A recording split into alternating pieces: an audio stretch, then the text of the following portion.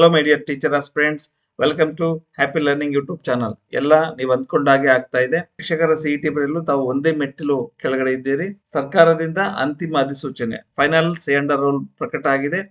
ಇನ್ನು ಒಂದೇ ಒಂದು ಹಂತ ಬಾಕಿ ಇರೋದು, ಅದು ಅರ್ಜಿಗಳನ್ನ ಕಾಲ್ ಮಾಡ್ತಕ್ಕಂಥದ್ದು. ಡ್ರಾಫ್ಟ್ ಗೆಜೆಟ್ ಅಲ್ಲಿ ಪ್ರಕಟ ಆದಂತಹ ನಿಯಮಗಳಿಗೂ ಮತ್ತೆ ಅಂತಿಮಗೊಂಡಂತಹ ಸಿ ಅಂಡ್ ಆರ್ಗೂ ಏನಾದ್ರೂ ವ್ಯತ್ಯಾಸ ಇದೆಯಾ? ಸಿ ಅಂಡ್ ಆರ್ ಅಂತ ಹೇಳಿದ್ರೆ ಕೇಡರ್ ಅಂಡ್ ರೂಲ್ಸ್ ಅಂತೇಳಿ 1ರಿಂದ 5ನೇ ತರಗತಿ, 6ರಿಂದ 8ನೇ ತರಗತಿ ಮತ್ತು 8ರಿಂದ 10ನೇ ತರಗತಿಯ ಶಿಕ್ಷಕರ ಹುದ್ದೆಯ ನೇಮಕಾತಿಗೆ ಅಂತಿಮಗೊಂಡಂತಹ ಪರೀಕ್ಷಾ ಪದ್ಧತಿಯಲ್ಲಿ ಕೂಡ ಅಂದ್ರೆ ಸಿಇಟಿಯಲ್ಲಿ ಕೂಡ ಬದಲಾವಣೆ ಆಗಿದೆ.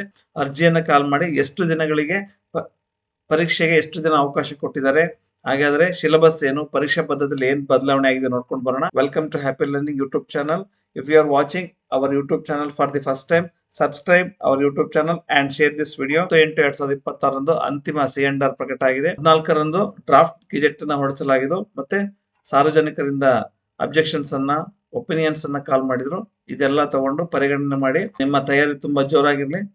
ನೇಮಕಾತಿ ಪ್ರಾಧಿಕಾರ 1 to 5th ಗೆ ಹಾಗೆ ಜಿಪಿಟಿ ಇದುವರೆಗೂ ಬಿಇಒ ಸರ್ ಇದ್ರು, ಅಂದ್ರೆ ಬ್ಲಾಕ್ ಎಜುಕೇಶನಲ್ ಆಫೀಸರ್. ಈ ಒಂದು ನೇಮಕಾತಿಯಿಂದ PST ಮತ್ತೆ ಜಿಪಿಟಿ, PE ಕಂಪ್ಯೂಟರ್ ಟೀಚರ್ಸ್ ಹಾಗೆ ಹೈಸ್ಕೂಲ್ ಟೀಚರ್ಸ್ ಇವರೆಲ್ಲರಿಗೂ ಈ ಒಂದು ನೇಮಕಾತಿಯಿಂದ ಎಲ್ಲಾ ಹಂತದ ಹುದ್ದೆಗಳಿಗೆ DDPI ಅಡ್ಮಿನ್ ಅಂದ್ರೆ ಉಪನಿರ್ದೇಶಕರು ನೇಮಕಾತಿ ಪ್ರಾಧಿಕಾರ ಆಗ್ತಾರೆ. ಪರೀಕ್ಷಾ ಪ್ರಾಧಿಕಾರ ಎಕ್ಸಾಮ್ ನಡೆಸೋದಕ್ಕೆ ಕೇಂದ್ರೀಕೃತ ದಾಖಲಾತಿ ಘಟಕ CSE ಪರೀಕ್ಷಾ ಪ್ರಾಧಿಕಾರದ ಒಂದು ಕಮಿಟಿ ಶೀಘ್ರದಲ್ಲೇ ಅಪ್ಲಿಕೇಶನ್ಸ್ ಅನ್ನ ಕಾಲ್ ಮಾಡ್ತಾರೆ. ಆಯ್ಕೆ ವಿಧಾನ, ಪಠ್ಯಕ್ರಮ, ಭರ್ತಿ ಮಾಡಬೇಕಾದ ಖಾಲಿ ಹುದ್ದೆಗಳ ತಾತ್ಕಾಲಿಕ ಸಂಖ್ಯೆ, ಮೀಸಲಾತಿ ನಿಯಮಗಳಿಗೆ ಅನುಸಾರವಾಗಿ ಎಲ್ಲಾ ಮಾಹಿತಿಯನ್ನ ಈ ಒಂದು ಅರ್ಜಿಗಳ ಆಹ್ವಾನದಲ್ಲಿ ತಿಳಿಸಿರ್ತಾರೆ. ನಂತರ ಸ್ಪರ್ಧಾತ್ಮಕ ಪರೀಕ್ಷೆ ಚೇಂಜಸ್ ಇನ್ ಸಿ ಪರೀಕ್ಷಾ ಪ್ರಾಧಿಕಾರವು ಎಲ್ಲಾ ಜಿಲ್ಲಾ ಕೇಂದ್ರಗಳಲ್ಲಿ ಏಕಕಾಲದಲ್ಲಿ ಪ್ರತಿಯೊಂದು ವೃಂದಕ್ಕೂ ಅಂದ್ರೆ PST, GPT, HST ಎಲ್ಲ ವೃಂದಕ್ಕೂ ಮತ್ತೆ computer teachers and PE teachers district head quarter ಅಲ್ಲಿ ಮಾಡ್ತಾರೆ. ಕನ್ನಡ ಮತ್ತೆ ಇಂಗ್ಲಿಷ್ ಮೀಡಿಯಂ ಅಲ್ಲಿ ಇರುತ್ತೆ. ಯಾವುದೇ ಕೆಟಗರಿ ಆದ್ರೂ ಕೂಡ SC, ST, OBC, general selection ಗೆ ಪರಿಗಣಿಸಬೇಕು, ಅರ್ಹತೆಯನ್ನು ಗಳಿಸಬೇಕು ಅಂತ ಹೇಳಿದ್ರೆ ಪ್ರತಿಯೊಂದು ಸಿಇಟಿಯಲ್ಲಿ ಕೂಡ 35% ಅಂಕಗಳನ್ನು ಗಳಿಸಿರ್ಲೇಬೇಕು ಎಲ್ಲ ವರ್ಗದವರು. ಕಳೆದ ನೋಟಿಫಿಕೇಶನ್ ಏನಿತ್ತು ಆಯ್ಕೆ ವಿಧಾನ selection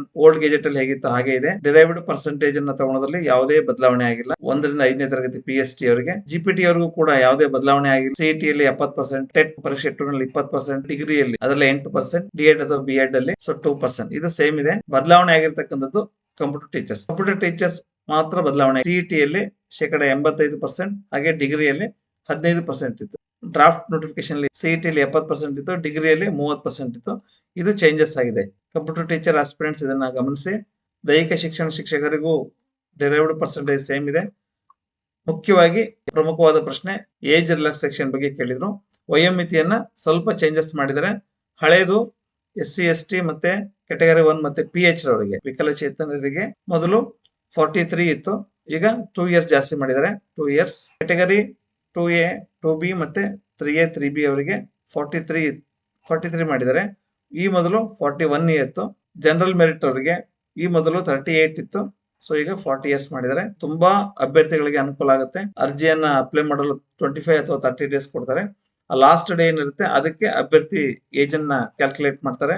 after CET category wise ನಮ್ಮ ಸ್ಕೋರ್ ವೈಸ್ ಲಿಸ್ಟ್ ನ ರೆಡಿ ಮಾಡ್ತಾರೆ. ಹೆಚ್ಚುವರಿ ಪಟ್ಟಿ ಏನಂತ ಹೇಳಿದ್ರೆ ಫೈನಲ್ ಲಿಸ್ಟ್ ಆದ ನಂತರ ಅಭ್ಯರ್ಥಿಗಳು ಜಾಯಿನ್ ಆಗದೆ ಇದ್ರೆ ಸೊ ಹೆಚ್ಚುವರಿಯಾಗಿ 10% ಹುದ್ದೆಯನ್ನ ಪ್ರತಿ ಪ್ರವರ್ಗದಲ್ಲಿ ಅವರು ತಯಾರು ಮಾಡಿ ಮತ್ತೆ ಪ್ರಕಟ ಮಾಡ್ತಾರೆ. ಆ ಅಭ್ಯರ್ಥಿಗಳು ಹೋಗಿ ಜಾಯಿನ್ ಆಗ್ಬೇಕು. ಹೆಚ್ಚುವರಿ ಪಟ್ಟಿಯು ಪ್ರಕಟಗೊಂಡ ದಿನಾಂಕದ 6 ತಿಂಗಳು ಮಾತ್ರ ವ್ಯಾಲಿಡ್ ಆಗಿರುತ್ತೆ. ಬಹಳ ಪ್ರಮುಖವಾದ ಸಂಗತಿ ಏನಂತ ಹೇಳಿದ್ರೆ ಸೇವಾನಿರತ ಶಿಕ್ಷಕರ ಅರ್ಹತೆ. ಈಗೇನು ಆಲ್ರೆಡಿ ಟೀಚರ್ಸ್ ಆಗಿ ವರ್ಕ್ ಮಾಡ್ತಾ ಇದಾರೆ, ವರ್ಗಾವಣೆ ಸಿಗ್ತಿಲ್ಲ, ಗೌರ್ಮೆಂಟ್ ಟೀಚರ್ಸ್ ಏನು ಇದಾರೆ ಅವರಿಗೆ ಬಹಳ ಪ್ರಮುಖವಾದ ಮಾಹಿತಿ ಇದು. ಈಗಾಗಲೇ ಶಾಲಾ ಶಿಕ್ಷಣ ಇಲಾಖೆಯ ಸರ್ಕಾರಿ ಹುದ್ದೆಗಳಲ್ಲಿ ಕಾರ್ಯನಿರ್ವಹಿಸುತ್ತಿರುವ ಶಿಕ್ಷಕರು ಯಾವ ವೃಂದವನ್ನು ಆಯ್ಕೆ ಹೊಂದಿದ್ದಾರೋ ಅದೇ ವೃಂದದ ಹುದ್ದೆಗೆ ಈ ವಿಶೇಷ ನಿಯಮಗಳ ಅಡಿಯಲ್ಲಿ ಅರ್ಜಿಯನ್ನು ಸಲ್ಲಿಸತಕ್ಕದ್ದಲ್ಲ.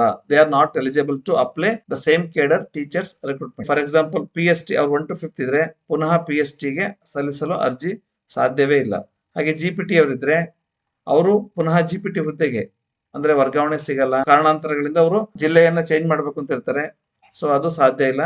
HSTR ನವರು ಕೂಡ ಪುನಃ ಮತ್ತೊಂದ್ಸರಿ HSTR ಗೆ ಅರ್ಜಿ ಹಾಕ್ತಿದ್ರೆ ಅವಕಾಶ ಇಲ್ಲ. ಇದೊಂದು ವಿಶೇಷ ಮಾಹಿತಿ. ಕನಿಷ್ಠ ವಿದ್ಯಾರ್ಥಿ ಮತ್ತು ಬೇಸಿಕ್ ಸೇಮ್ ಇದೆ, ಎಲ್ಲಾ ಹುದ್ದೆಗಳಿಗೆ ಕೂಡ ಸೇಮ್ ಇದೆ. ಎಲ್ಲಾ ಅಭ್ಯರ್ಥಿಗಳು ಗಮನಿಸಬೇಕಾಗಿದ್ದು ಸಿಇಟಿ, PST ಮತ್ತೆ ಎಲ್ಲಾ ಹುದ್ದೆದವರಿಗೆ. ಡ್ರಾಫ್ಟ್ ನೋಟಿಫಿಕೇಶನ್ ಇತ್ತು, ಪೇಪರ್ 1 ಅನ್ನ ಬರೀಬೇಕಿತ್ತು, 150 ಮಾರ್ಕ್ಸ್ ಇತ್ತು, ಪೂರ್ತಿ OMR ಇತ್ತು, ಆಪ್ಟಿಕಲ್ ಮಾರ್ಕ್ ರೆಕಗ್ನಿಷನ್ OMR ಮೂಲಕ ಬರೀಬೇಕಾಗಿತ್ತು. ಆಬ್ಜೆಕ್ಟಿವ್ ಟೈಪ್ಸ್ MCQs ಇತ್ತು. ಸೊ ಇದು 1ನೇ ಪೇಪರ್ ಇತ್ತು. ಸ್ಪೆಸಿಫೈಡ್ ಸಬ್ಜೆಕ್ಟ್ ಇದರಲ್ಲಿ ವಸ್ತುನಿಷ್ಠ ಮಾದರಿ MCQs 50 ಇತ್ತು, ಮತ್ತೆ ಡಿಸ್ಕ್ರಿಪ್ಟಿವ್ 100 ಮಾರ್ಕ್ಸ್ ಇತ್ತು, 150 ಮಾರ್ಕ್ಸ್ ಇತ್ತು. PST, GPT, HSTR ಮತ್ತೆ PE ಟೀಚರ್ಸ್ ಮತ್ತೆ ಕಂಪ್ಯೂಟರ್ ಟೀಚರ್ಸ್ ಎಲ್ಲರೂ ಕೂಡ 3 ಪತ್ರಿಕೆಗಳನ್ನು ಬರೀಬೇಕಾಗಿತ್ತು. ಇದರಲ್ಲಿ ಡಿಸ್ಕ್ರಿಪ್ಟಿವ್ ಕೇಳಿದ್ರು, ಅಂದ್ರೆ ವಿವರಣಾತ್ಮಕ ಕೇಳಿದ್ರು. ಕನ್ನಡ ಭಾಷಾ ಪ್ರಾವೀಣ್ಯತೆ, ಇಂಗ್ಲಿಷ್ ಪ್ರೊಫಿಷಿಯನ್ಸಿ 50 ಮಾರ್ಕ್ಸ್, 100 ಮಾರ್ಕ್ಸ್ ಗಳಿತ್ತು. ಅಂತಿಮ C&R ಅಲ್ಲಿ ಎರಡೇ ಪತ್ರಿಕೆ ಇದೆ, ಪೇಪರ್ 1 ಮತ್ತೆ ಪೇಪರ್ 2. ಪೇಪರ್ 3 ಇಲ್ಲ, ಓನ್ಲಿ ಪೇಪರ್ 1 and 2 ಇದೆ. ಸೊ ಎಲ್ಲಾ MCQs ಇದೆ, ಯಾವುದೇ ಡಿಸ್ಕ್ರಿಪ್ಟಿವ್ ಇಲ್ಲ. ಅಂತಿಮ ನೋಟಿಫಿಕೇಶನ್ ಅಲ್ಲಿ ಬದಲಾವಣೆ ಆಗಿರ್ತಕ್ಕಂಥದ್ದು.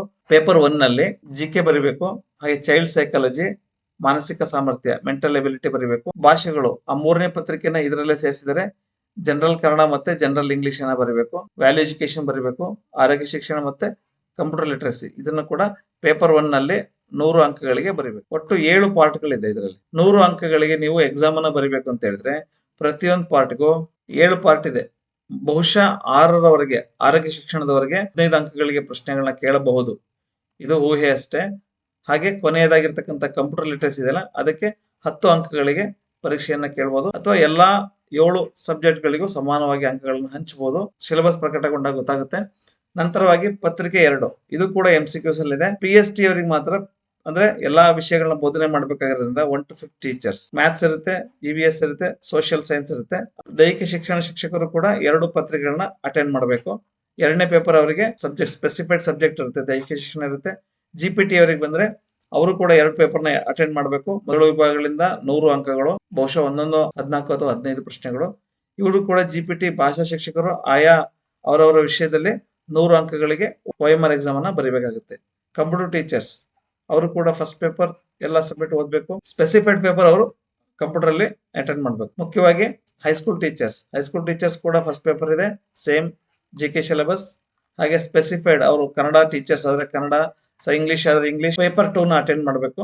ದೈಹಿಕ ಶಿಕ್ಷಕರು ಕೂಡ ಸೇಮ್. ಹೀಗಾಗಿ ಶಿಕ್ಷಕ ಅಭ್ಯರ್ಥಿಗಳೇ, ಮೊದಲ ನೋಟಿಫಿಕೇಶನ್ಗೂ ಇದಕ್ಕೂ ವ್ಯತ್ಯಾಸ ಆಗಿದೆ. ಸೊ CET ಅಲ್ಲಿ ಬದಲಾವಣೆ ಆಗಿದೆ. CET ಅಲ್ಲಿ ಒಂದೇ changes, all question papers are in MCQs, ಇದೊಂದು ಖುಷಿ ವಿಚಾರ. ಹಾಗೆ 45 ಡೇಸ್ ಮಾತ್ರ ಎಕ್ಸಾಮ್ಗೆ ಅವಕಾಶ ಕೊಟ್ಟಿದ್ದಾರೆ ನೋಡಿ. ಕೇವಲ 45 ಡೇಸ್ ಅನ್ನ ಮಾತ್ರ, ಬಿಫೋರ್ ಎಕ್ಸಾಮ್ 45 ಡೇಸ್ ಒಳಗೆ ಅವರು ಸಿಲೆಬಸ್ ಅನ್ನ ಪ್ರಕಟ ಮಾಡ್ತಾರೆ. ಸಿಲೆಬಸ್ ಪ್ರಕಟ ಆಯ್ತು ಅಂದ್ರೆ ತಿಳ್ಕೊಳ್ಳಿ, ಅಲ್ಲಿಂದ ಓನ್ಲಿ 45 ಡೇಸ್ ಮಾತ್ರ ತಮಗೆ ಇರುತ್ತೆ. ತಮ್ಮ ತಯಾರಿ ತುಂಬಾ ಜೋರಾಗಿರ್ಲಿ. ಸೊ ಈ ಒಂದು ವಿಡಿಯೋದಲ್ಲಿ ಹಳೆಯ ಡ್ರಾಫ್ಟ್ ನೋಟಿಫಿಕೇಶನ್ಗೂ ಮತ್ತೆ ಹೊಸ ನೋಟಿಫಿಕೇಶನ್ಗೂ ವ್ಯತ್ಯಾಸವನ್ನ ತಿಳಿಸಿದ್ದೀನಿ. ಈ ಒಂದು ವಿಡಿಯೋ ಇಷ್ಟ ಆಗಿದ್ರೆ ಲೈಕ್ ಮಾಡಿ, ಹಾಗೆ ಶೇರ್ ಮಾಡಿ ಅಂತ ಹೇಳ್ತಾ, ತುಂಬಾ ಸೂಪರ್ ಆಗಿ ಓದ್ಕೊಳ್ಳಿ. ಈ ಅವಕಾಶ ಪುನಃ ಮತ್ತೊಮ್ಮೆ ಸಿಗೋದಿಲ್ಲ ಅಂತ ಹೇಳ್ತಾ, I wish all the best. Subscribe our channel and happy learning.